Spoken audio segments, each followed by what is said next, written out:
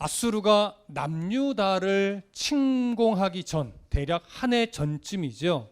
히스기야 왕은 병들어 죽을 위기에 놓였습니다. 우리는 그것이 아마도 피부암의 일종이 아닌가 학자들의 견해를 들어서 가능성을 말씀드렸었습니다.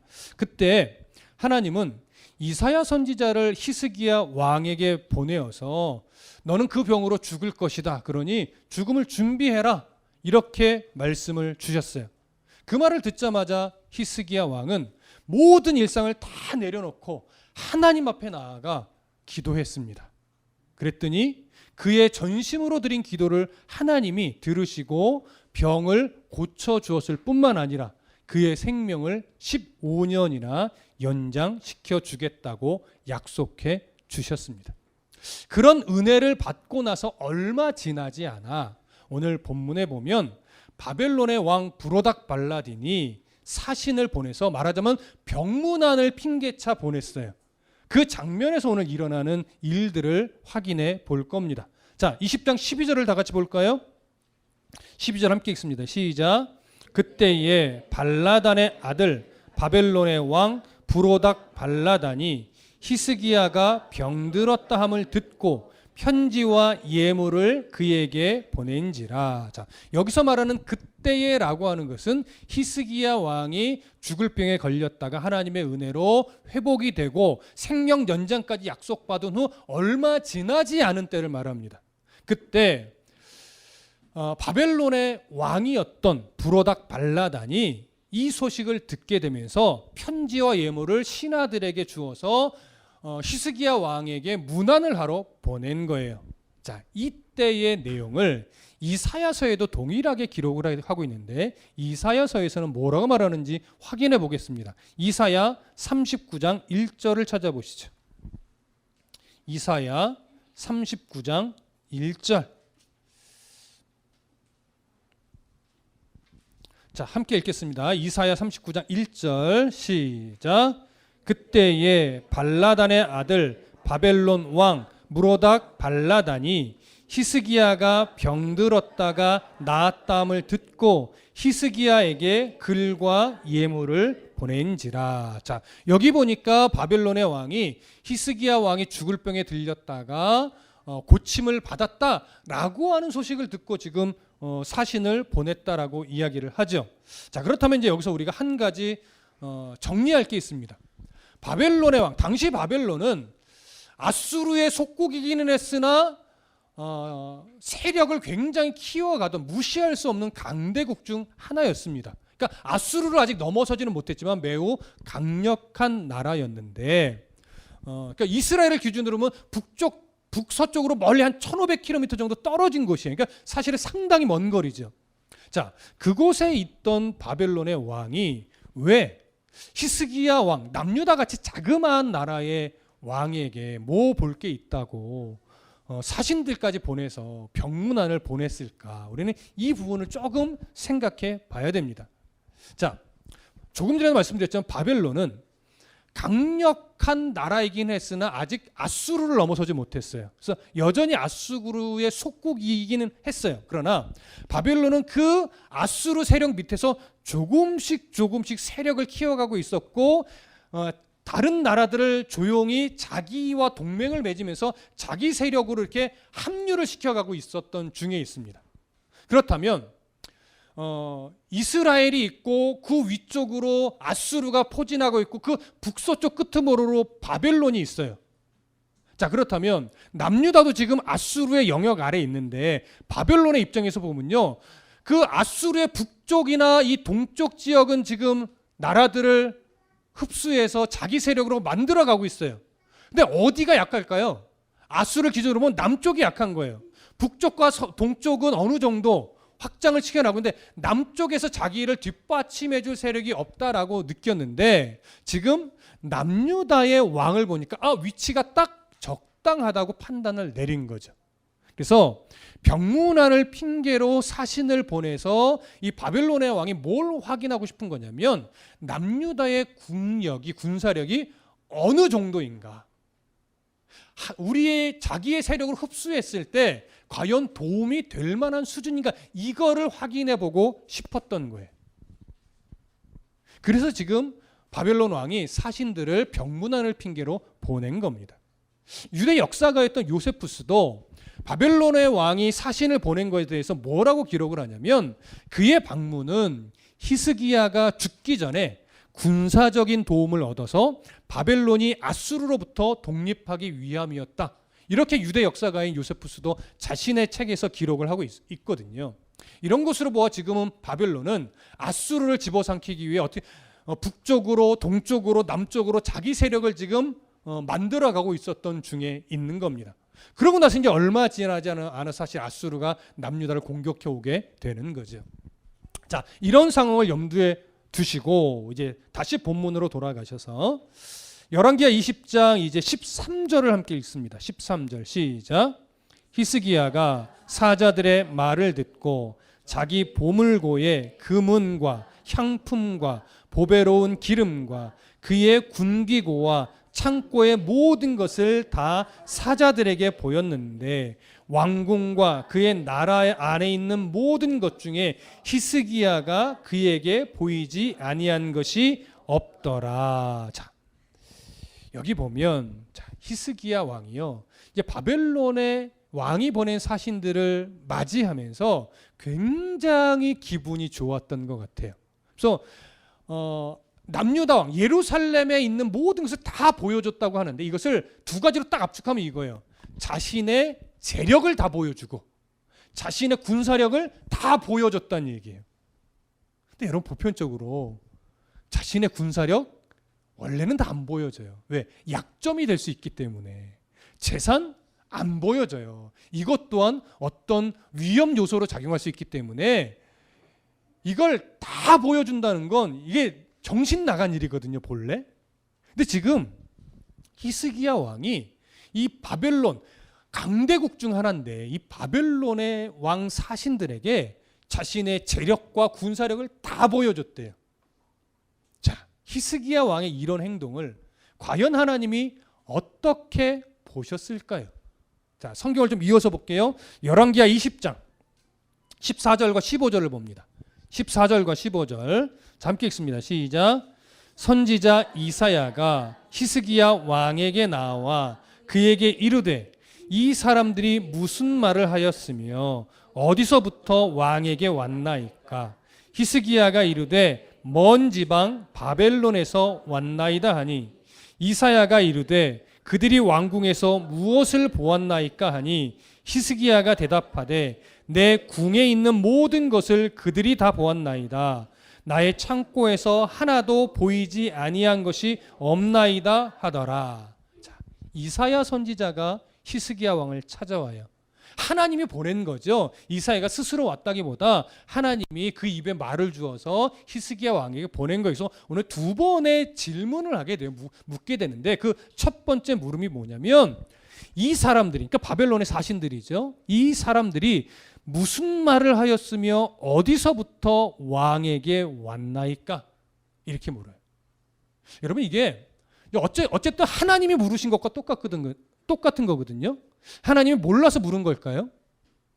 그럴 리 없죠. 몰라서 물은 것이 아니라 지금 히스기야 왕의 마음 상태를 확인하고자 물은 거예요. 이건 궁금해서 묻는 게 아니에요. 근데 히스기야 왕이 뭐라고 대답하냐면 먼 지방 바벨론에서 왔나이다. 자, 먼 지방 바벨론에서 왔나이다. 제가 좀 끊어 읽었죠. 어떤 단어에 강조점이 있게 말했을까요? 히스기야 왕이 한번 상상을 해보세요. 오, 맞아요. 먼 지방 바벨론에서 왔다는 거예요. 그럼 왜 먼이라고 강조를 했을까요? 이게요, 과시를 하는 거예요, 자기를. 저 먼 나라에 있는 저 강대국 바벨론에게까지 내 이름이 알려졌나 봐요. 우리나라의 강력함이 알려졌나 봐요. 내가 뭐 유명한 사람이라고. 그 먼 지방 바벨론에서 그 왕이 사신을 그렇게 나에게 보냈다니까요. 무슨 게 뉘앙스인지 아시겠죠? 자신을, 원래 사실은 겸손한 왕인데 지금 뭔가 모를 교만함이 이렇게 올라와서 내가 이렇게 유명해졌나 봐요 라고 하면서 지금 자신을 살며시 드러내고 있어요. 자, 두 번째 질문을 갑니다. 두 번째 질문, 뭐라고 이사야 선지자가 물어보냐면 그들이 왕궁에서 무엇을 보았나이까? 이 물음 또한 하나님이 몰라서 묻는 것 아니죠. 히스기야의 마음 상태를 확인하려고 하는 거예요. 자, 히스기야 왕이 뭐라고 대답합니까? 내 궁에 있는 것을 그들이 다 보았나이다. 나의 창고에서 하나도 보이지 아니한 것이 없나이다. 자, 이 반응은 어떤 걸까요? 히스기야가 이렇게 말하는 거예요. 내 재산이 어느 정도이며 나의 군사력이 어느 정도였는지 제가 다 보여줬습니다. 자, 뭘 드러내는 거예요? 나의 재력과 나의 군사력을 이렇게 과시했다라고 은근히 자신을 자랑하는 거죠. 그리고 이 두 가지 대답에는요, 표면상으로는 보이지 않는 하나님의 결론이 나타나는데, 그래서 어떻게 한 거냐면 바벨론과 동맹을 맺은 거예요. 히스기야 왕도 신흥 강대국으로 떠오르고 있는 바벨론과 동맹을 맺는 것이 아마도 남유다의 어떤 안전과 또 아수르를 견제하는 데 큰 도움이 될 거라고 판단한 것으로 여겨집니다. 여러분, 이걸 정치적인 시선으로 보면요, 그리 잘못된 게 없어요. 정치적인 시선으로 보면. 그러나 문제는 정치적인 시선이 아니라 하나님의 시선이죠. 하나님은 과연 어떻게 봤을까요? 여러분, 이사야 선지자의 물음과 히스기야 왕의 대답을 잘 보면 빠진 것이 있어요. 뭐가 빠졌을까요? 하나님이 빠졌죠. 하나님이 히스기야를 돕고, 하나님이 히스기야를 통해 나라를 강력하게 하고, 하나님이 히스기야를 통해 이 나라를 지켜오신 그 하나님의 보호하심과 지키심과 인도하심에 대한 신앙적 고백이 전혀 없는 거예요. 그저 자신에게 찾아온 바벨론의 사신들을 보면서 뭔가 좀 자기가 된 것 마냥 우쭐해가지고 자신의 군사력과 자신의 재력을 과시하기에 바빴던 거죠. 여러분, 하나님의 물음은요, 어떻게 보면 너 지금 교만이 이렇게 올랐는데 정신 차려. 네가 이제 지금은 교만은 부릴 때가 아니라 하나님을 말하지 못한 것에 대해서 네가 회개하고 하나님 앞에 다시 엎드릴 때야. 이걸 말하는 거예요. 그러니까 하나님의 물음은요, 어떻게 보면 회개의 기회를 주는 거예요. 다시 겸손해질 수 있는 기회를 주는 거란 말이죠. 마치 어느 때와 같냐면 아담이 불순종하고 하나님의 시선을 피해 숨었을 때 하나님이 그 에덴 동산을 다니며 찾잖아요. 네가 어디 있느냐. 이런 그 하나님의 찾음 앞에서, 부르심 앞에서 아담이 숨지 않고 하나님, 제가 여기 있습니다. 제가 하나님의 명령을 알면서도 제가 욕심이 나서, 제가 교만해서 불순종했습니다. 나를 용서해 주십시오라고 반응했다면 우리의 역사, 또 성경의 기록은 조금 달라졌을 거예요. 그런데 그 하나님의 부르심이 회개할 수 있도록 하는 기회라는 것을 생각하지 못하고 그는 끝까지 숨었단 말이에요. 가인이 동생 아벨을 죽였을 때 하나님 물어요. 네 아우 아벨이 어디 있느냐? 몰라서 묻는 것 아니에요.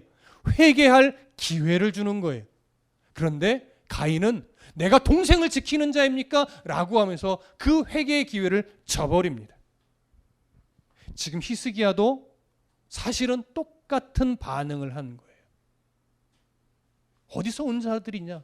뭘 보여줬냐라고 묻는 것은 너 지금 교만 부렸어. 빨리 회개하고 다시 하나님 앞에 겸손을 찾으며 하나님을 드러내. 이 얘기를 하는 건데 그걸 아직 교만이 사라지지 않아서 깨닫지 못합니다. 그는 남유다를 지켜주신 여호와 하나님을 높였어야 되고 자신의 생명을 살려내시고 생명을 연장시켜 주신 그 하나님의 은혜만을 고백했어야 돼요. 그리고 이 바벨론이 찾아와서 동맹을 맺자고 요구하는데 하나님, 동맹을 맺어도 될까요? 라고 묻고 결정했어야 돼요. 이것이 남유다의 모든 안위를 하나님 손에 맡기는 행위예요. 그러면 하나님은요, 이 바벨론과 동맹을 맺으라고 하실 수도 있어요. 아니면 거절하고 그들과 맺지 마. 내가 알아서 지켜줄게. 이렇게 말씀하셨을 수도 있지요. 오늘 열왕기서는 이것이 얼마나 큰 실수인지를 조금 정확하게 드러내고 있지는 않지만 병행구절인 역대하로 가보면 이 부분에 대해서 정확하게 그의 교만을 지적합니다. 한번 찾아볼까요? 역대하 32장으로 가봅니다. 역대하 32장 24절과 25절을 봅니다. 역대하 32장 24절과 25절. 자, 찾으셨으면 함께 읽겠습니다. 구약성경 역대하 32장 24절과 25절입니다. 자, 함께 읽습니다. 시작. 그때에 히스기야가 병들어 죽게 되었으므로 여호와께 기도하매 여호와께서 그에게 대답하시고 또 이적을 보이셨으나 히스기야가 마음이 교만하여 그 받은 은혜를 보답하지 아니하므로 진노가 그와 유다와 예루살렘에 내리게 되었더니. 자, 여기에 분명하게 기록되어 있죠. 그 받은 은혜를 보답하지 아니하므로. 그가 교만하여져서 받은 은혜를 보답하지 않았대요. 이 말은 다시 말하냐면 그가 하나님으로부터 받은 은혜를 잊어버리고 그의 합당한 반응을 하지 않았다라고 하는 거예요. 히스기야 왕은 분명 그 죽을 병 앞에 놓였을 때 전심으로 하나님께 나아가 겸손히 기도한 것 맞아요. 그것까지 왜곡시키시면 안 돼요. 그래서 그 진실한 기도로 말미암아 하나님이 은혜를 베푸셔서 병을 낫게 하시고 생명을 연장시켜 줬어요. 그랬더니 얼마나 감사했겠습니까? 또 얼마나 기뻤습니까? 그러고 조금 지나서 나라가 하나님의 은혜로 조금 더 힘이 생기고 바벨론이라고 하는 강대국이 사신까지 보내오자 이런 히스기야 왕이 순간 교만해진 거예요.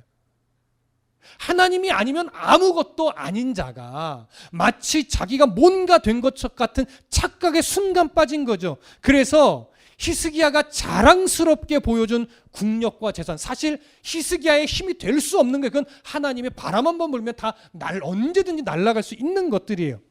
그런데 그것이 마치 자신의 강력한 힘인 양 과시하며 바벨론의 사절단에게 보여준 거죠. 히스기야가 놓친 게 뭐예요? 남유다의 힘은 오직 여호와 하나님밖에 없다는 사실을 순간적으로 놓친 거예요. 여러분, 오늘날 교회의 힘도 함께 하시는 여호와 하나님밖에 힘이 없습니다.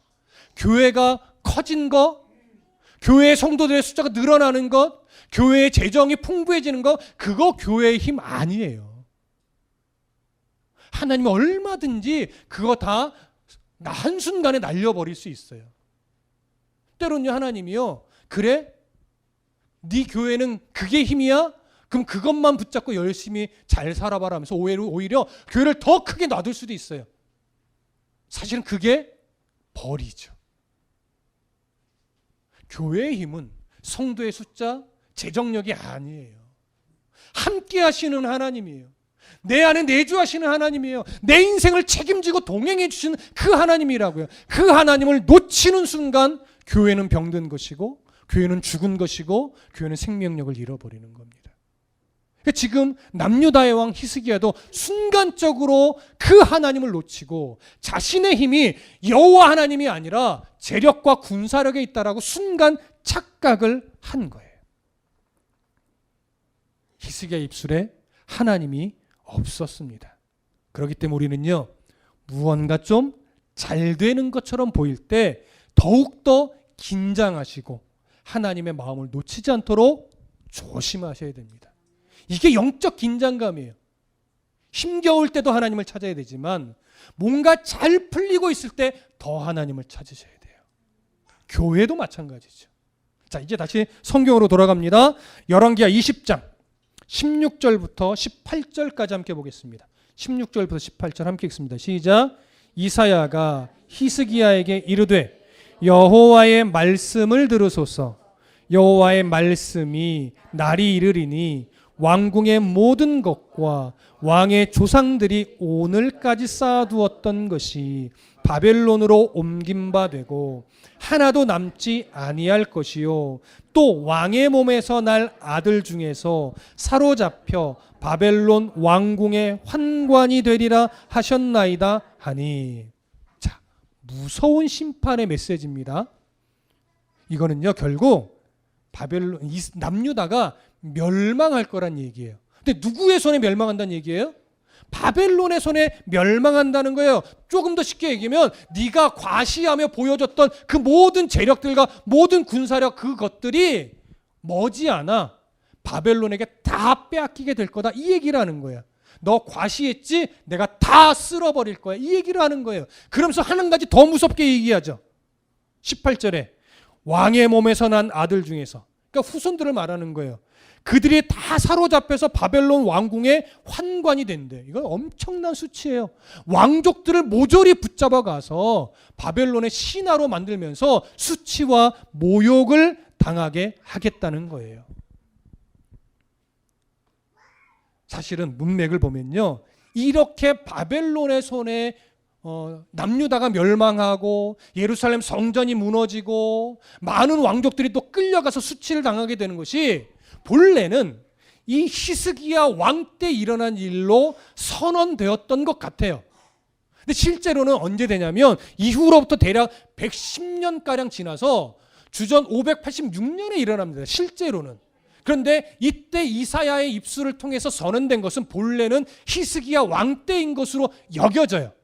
왜 그렇게 제가 말씀을 드리냐면 먼저 19절을 보세요. 자, 19절. 자, 함께 읽습니다. 시작. 히스기야가 이사야에게 이르되 당신이 전한 바 여호와의 말씀이 선하니이다 하고 또 이르되 만일 내가 사는 날에 태평과 진실이 있을진데 어찌 선하지 아니하리요 하니라. 여러분 지금 이 19절에 기록된 히스기야 왕의 반응, 이제 지금 바벨론에 의해 멸망당할 거고 너의 후손들이 다 끌려가서 수치를 당할 거야 이 얘기를 들었잖아요. 그 말을 듣고 나서 히스기야가 반응하는 내용이거든요. 여호와의 말씀이 선합니다. 그리고 만일 내가 사는 날에 심판이 일어나지 않는다고 하니 태평과 진실이 있다고 말하니 내가 참 감사합니다 이런 거예요. 여러분 어떻게 들리세요? 히스기야 왕의 이 반응이. 그렇죠. 나만 아니면 돼 이거 같죠? 너무 이기적인 반응 같잖아요. 이런 거 보면 히스기야 왕이 굉장히 못돼 먹은 사람 같이 여겨져요. 그러다 보니까 학자들도 어떤 견해들이 있냐면 하나님 앞에 굉장히 의로운 왕으로 거의 다윗의 수준으로 인정받는 왕이에요. 이 히스기야 왕이. 다윗의 길을 걸었던 하나님 앞에 정직했던 의로운 왕으로 인정받는 히스기야 왕인데 왜 이런 반응을 보였을까? 이렇게 이기적인 반응을 보였을까? 그러면서 학자들 중에는 이것이 히스기야의 한계다. 이렇게 말하기도 해요. 그런데 어떤 학자는요 그렇게 보지 않고요. 지금 이 19절의 반응은 히스기야가 자신의 교만을 솔직하게 인정하고 심판을 선언하신 하나님의 그 뜻이 옳다고 인정하는 고백이며 심판을 예언하신 하나님을 원망하지 않고 자신의 때라도 태평함을 주신 것에 대해서 감사한 고백이다 이렇게 말하기도 해요. 이런 두 가지 견해 중에서 어떤 게 옳을까요? 자, 힌트를 하나 우리가 좀 보고서 결정해 보자고요. 역대하 32장으로 또 가봅니다. 역대하 32장에서 뭐라고 말하고 있는가? 역대하 32장 24절부터 26절을 볼게요.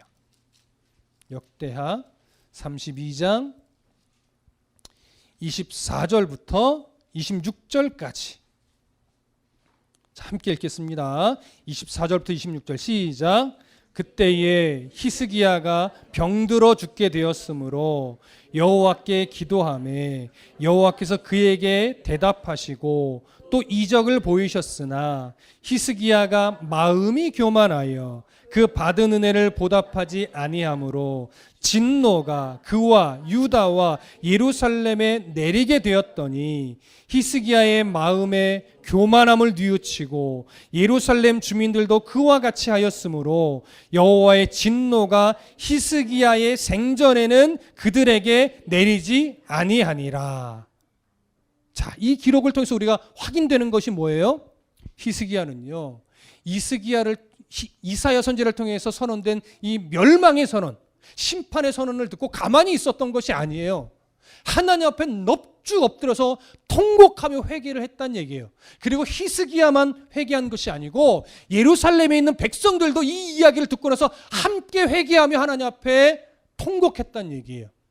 하나님은 이런 히스기야의 회개와 백성들의 회개를 들으시고 멸망의 시기를 대략 110년간 뒤로 미루어 주신 거예요. 무슨 말씀 이해되세요?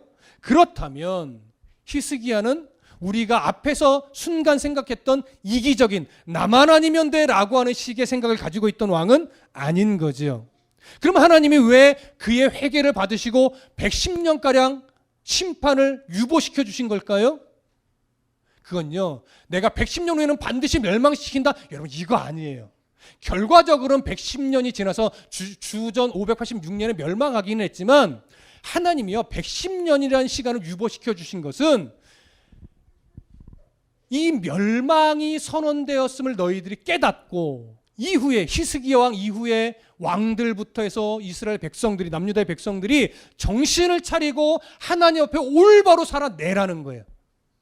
그럼 그 심판에는 계속해서 유보되면서 사실은 멸망당하지 않을 수도 있었던 거예요. 근데 조금 이따 잠깐 언급하겠지만 히스기야가 죽고 나서 14대 왕이 된 그의 아들이요, 아버지의 길과 정반대의 길로 가면서 남유다의 왕들 중에 가장 악한 왕 중에 하나가 되어버려요.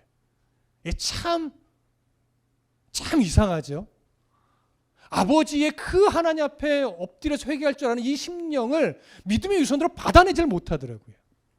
어찌됐든 지금 우리는 히스기야의 모습을 보면서 그래도 하나님의 심판 앞에서 그가 눈물로 회개하는 심정을 가지고 있던 왕이었음을 확인했습니다. 그리고 하나님은 그의 눈물 어린 회개를 진심으로 받아주시고 심판을 유보시켜 주셨죠. 이런 히스기야는 그래서 성경에서 의로운 왕으로 평가를 하는 겁니다.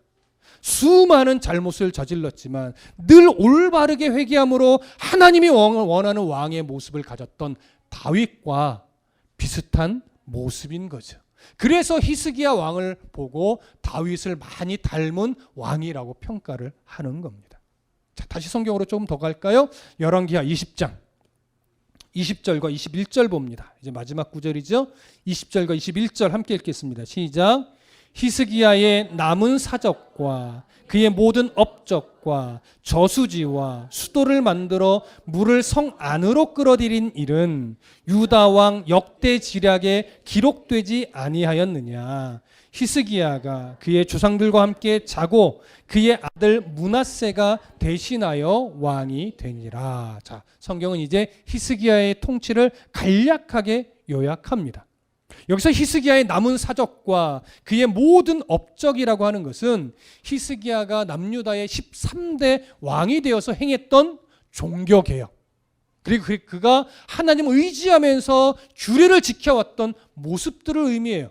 그리고 뒤에 이어지는 표현 또 있죠. 저수지와 수도를 만들어 물을 성 안으로 끌어들인 일. 이건 뭐냐면 이제 곧 있으면 아수르와의 전쟁이 시작되잖아요. 성경에서는 아수르와의 전쟁이 먼저 기록되긴 했지만 아수르와의 전쟁을 대비하면서 예루살렘 성 안으로요 식수를 끌어 만든 거예요. 이게 굉장히 놀라운 업적 중에 하나입니다. 그래서 역대하 32장 30절에 보면 이 히스기야가 또 기혼의 윗샘물을 막아 그 아래로부터 다윗성 서쪽으로 곧게 끌어들였으니 히스기야가 그의 모든 일에 형통하였더라. 이렇게 아수르로부터 예루살렘 성을 지키려고 정말 큰 업적도 만든 게 사실이에요. 이랬던 히스기야 왕이요 드디어 주전 687년에 이제 죽음을 맞이하게 되지요. 그리고 그의 아들 바로 므낫세가 남유다의 14대 왕이 되었다라고 말을 하는데, 조금 전에도 말씀드렸듯이 므낫세는 히스기야 왕과는 달리 남유다 최악의 왕으로 평가받는 왕이 됩니다. 그 안타까운 기록은 이제 21장부터 우리가 또 살펴보게 될 거고요. 오늘 우리는 이런 히스기야의 인생을 정리하면서 무엇을 하나 발견하냐면 그 어떤 선한 왕도 그 어떤 의롭다라고 평가되는 왕이라 할지라도 하나님 앞에서 완전한 왕일 수는 없다라고 하는 사실이죠. 그러니까 오늘날 우리들도 마찬가지예요. 아무리 선한 하나님의 자녀다라고 해도 완전한 자는 있을 수 없어요. 그러면 히스기야가 정말 의로운 왕이라고 평가받는 아주 궁극적 이유는 뭘까요? 그가 행했던 종교개혁, 그가 행했던 규례를 지켰던 모습들, 그가 나라를 위해서 했던 헌신들, 물론 그것도 의로운 왕으로 평가받는 하나의 요인이겠죠. 그러나 성경에 흘러가는 중심 어떤 강조점을 잘 살펴보다 보면 그가 정말 의로운 왕이며 다윗의 길을 걸었다라고 평가받을 수 있었던 이유는 결국 회개할 줄 아는 심령을 가진 왕이었다는 사실이에요. 그러니까 회개할 줄 아는 심령을 가진다는 것이 얼마나 큰 복인가를 여기서 우리는 알 수 있는 거예요. 무엇을 잘해서 뭔가 열심을 잘 내서 복된 것이 아니라 하나님 앞에 열심을 내되 실수하고 넘어질 때마다 하나님 앞에 회개할 줄 아는 심령을 가지고 살아가는 인생, 그 사람이 정말 복된 것이고 그 사람이 정말 다윗을 닮은 자인 거예요. 열왕기하 18장 3절에 보면 우리가 이미 살펴보았던 내용이지만 히스기야가 그의 조상 다윗의 모든 행위와 같이 여호와 보시기에 정직하게 행하여라고 기록되어 있어요. 다윗과 같이 여호와께서 보시기에 정직하게 행했다. 뭘 말하는 거예요? 지금 말씀드렸듯이 하나님 앞에 회개할 줄 아는 태도와 중심을 가지고 살았던 그 모습을 말하는 거예요. 그는 히스기야는요 다윗처럼 실수도 많이 했어요. 다윗처럼요 교만도 부렸어요. 그는 다윗처럼 잘못도 저질렀어요. 그런데 선지자가 와서 책망할 때마다 그는 하나님 앞에 넙죽 엎드려서 회개했어요. 하나님은 이것을 보는 거예요. 자신의 교만을 인정할 줄 아는 자였다고요. 오늘 우리가 하나님 앞에 의로운 성도로 살아가는 유일한 길은 뭐냐면 말씀을 통해서 또는 누군가를 통해서 내 심령을 하나님이 찌르실 때 이것이 죄고 연약함인 걸 인정하고 하나님 앞에 회개할 줄 아는 성도가 될 때 우리는 하나님 앞에 의로운 백성이라고 자녀라고 인정을 받는 거예요. 물론 예수 그리스도의 보혈의 은혜로 말미암아 이미 의롭다고 인침을 받았지만 성화적인 차원에서 우리는 자꾸 우리를 더럽힌다고요. 성화적인 차원에서 그때마다 회개의 심령을 가진다면 하나님은요 참 더럽고 추악한 인생임에도 불구하고 내가 너의 인생을 귀하게 본다. 너는 참 의로운 삶을 살아가고 있다라고 우리를 인정해 주시는 거예요. 그러니까 여러분 의로운 성도의 삶이라는 건 늘 잘해야만 하는 것이 아니에요.